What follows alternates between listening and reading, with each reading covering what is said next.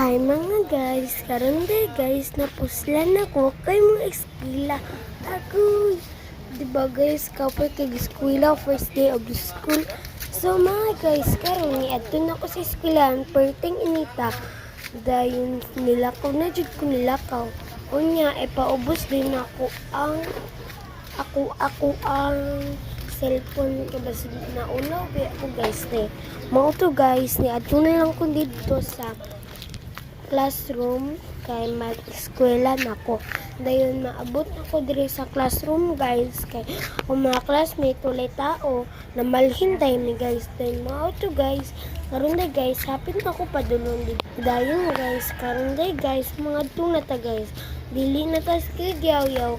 Moadto na jud ta. Dayon mga guys, kay sige ko papansin diri. Aduh.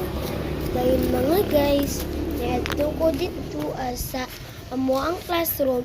Hapit na ko. Padulong. Diri na lang guys. Bye!